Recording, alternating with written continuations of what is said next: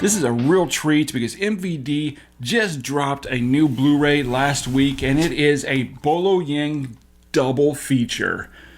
I mean, just look at that determination on his face. He also looks kind of constipated too. So first up we have is Bloodfight, or also known as Final Fight, starring legendary martial artist Bolo Yeung, who, yes, also starred in Bloodsport and Enter the Dragon, along with all of these crazy movies. Bloodfight fought its way into our hearts back in 1989 about a martial artist who does a whole lot of butt kicking, but after that decides to retire. But then he returns to the deadly world of fighting after his best student is killed in the ring.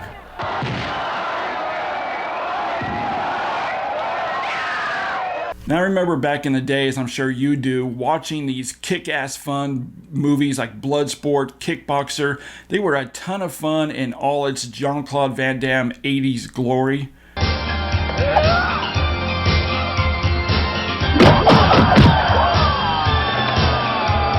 I think really the biggest problem with Bloodfight is that it tries too hard to be another Bloodsport, down to copying the same type font on the poster art. Now to start off, the movie is really oddly structured between flashbacks and present day. The way the two timelines are done gets somewhat confusing, you don't know which is which. But the best part of the movie does a good job at showcasing the versatile depiction of martial arts tournaments, but at the same time it's also its weakness, because it dwells too much on that culture of martial arts that it overshadows the plot and characters. But it also has what we all came here for, some of the all-time great 80s karate, kickboxing, MMA fighting to the max that harks back when violence was good.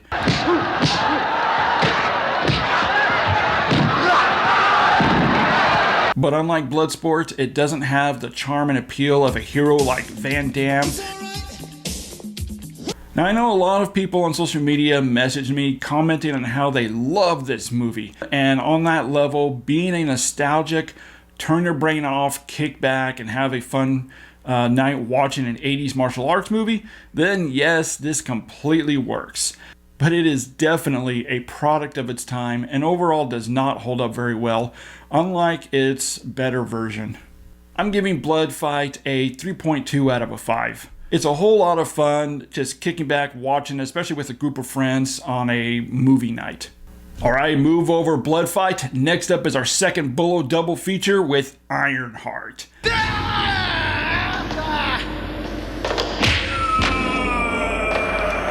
Ironheart kicked its way onto our TVs back in 1992 when a group of murderous drug dealers wreak havoc on the city. There was only one man who can stop them: John. A cop who kicks butt and asks questions later, and he takes it upon himself to fight through the wretched hive of murderous henchmen to reach the kingpin and kick his butt. Watch out, evil. Hero has a new name. John. So, really, what can I say about this one? Well, first off, it was shot in my hometown of Portland, Oregon, so that's kind of cool, I guess. Now you can tell right away from the very start, Ironheart leans more heavily into the late 80s road cop culture and does not take itself as seriously as Bloodfight does, and is a lot more enjoyable because of that. The downside is that as a film itself, it's pretty nonsensical, and most of the time it's really absurd. But then again, the absurdity of it is what makes it a ton of fun, and that's why you're watching this movie.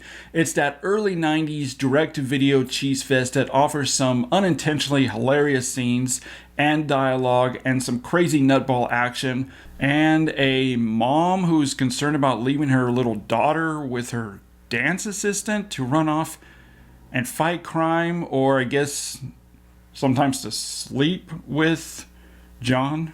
You never know what this crazy woman's gonna do next.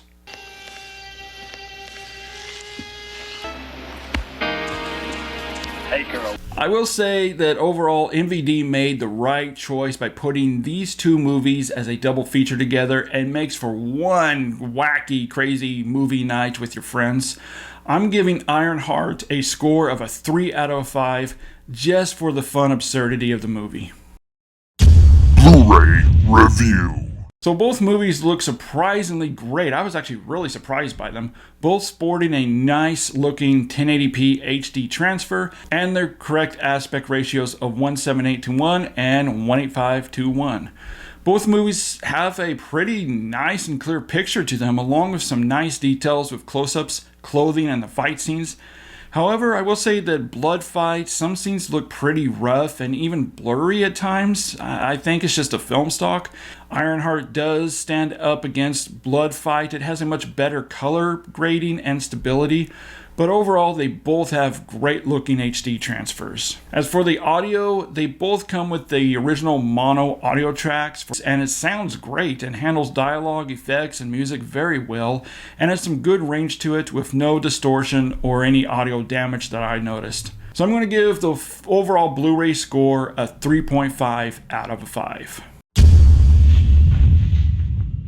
They're just a lot of fun to watch. Well, before you click out of this video, do me a huge favor and drop down in the comments and let me know what is your favorite 80s or early 90s martial arts movie. As always, thanks for watching, and remember, say what you mean what you say, but don't say it mean. And I'll catch you next time.